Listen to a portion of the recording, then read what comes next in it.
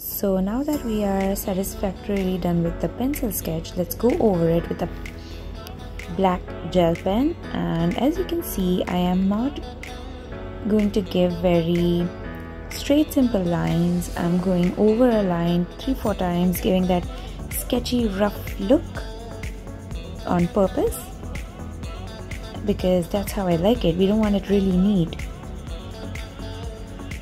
And make sure that you have some papers in the base or an old newspaper. Only then will this pen work smoothly and give you the correct experience of the sketch.